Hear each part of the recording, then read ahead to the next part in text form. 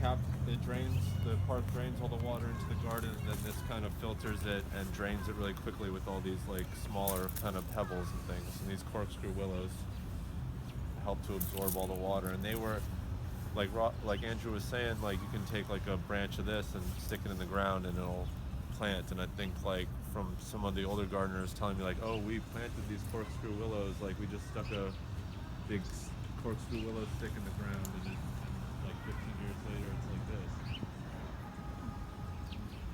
Do you need to plant more? Do you have I don't. capacity?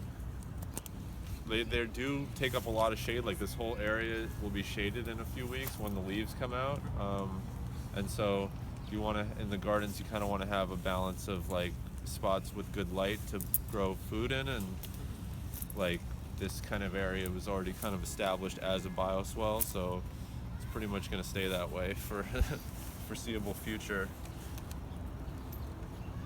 So a little bit of background about this site. We're here on 11th Street between 1st and A, and if you go back somewhere around 30 to 40 years ago, this was actually a bus depot. So this is a bioremediated brownfield that we're standing on, technically.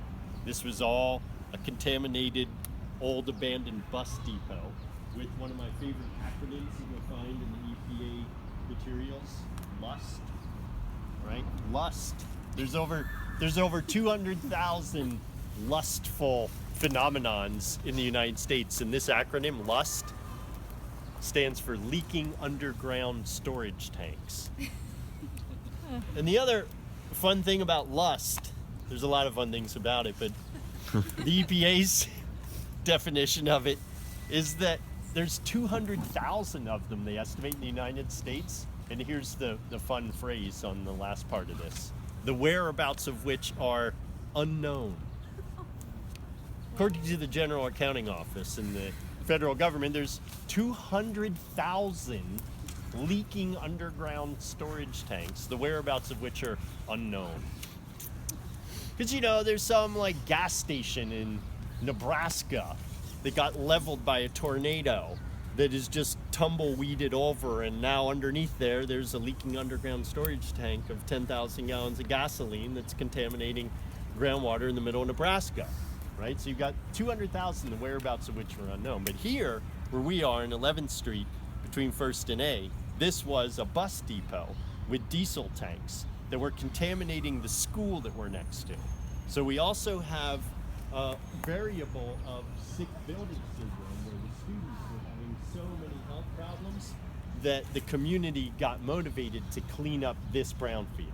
So the reason why this brownfield was bioremediated is because it was making the kids in the school sick, very sick. So how did they clean it up?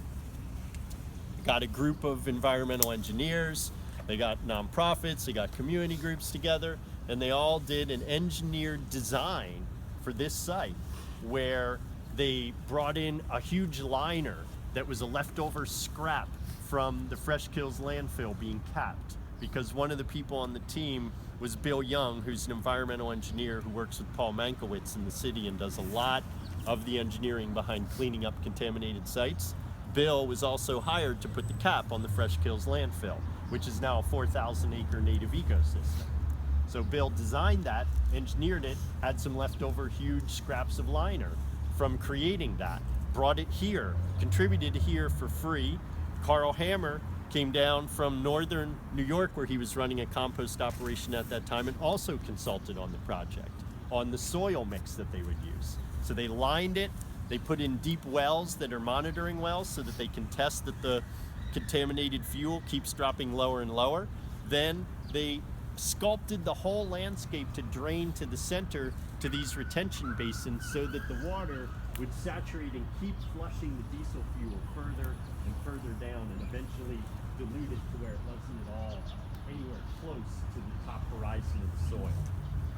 And as I've mentioned, one of the beauties of this site is both that it's zero stormwater discharge and it's a skateboard park, which includes the youth who are hassled by the police often for skateboarding in the neighborhood. You've now given them a safe haven to do something that's a really high quality, physically coordinated ability to be able to nurture. We want to see people doing things like skateboarding and drawing and playing and using their physicality. So it's really a great example of what you're learning in this class, and really what I think permaculture design and the urban landscapes need to be thinking about. Could we clean up a brown field, create a community garden, create a skateboard park, and heal sick building syndrome for a school next door, all in one design, right?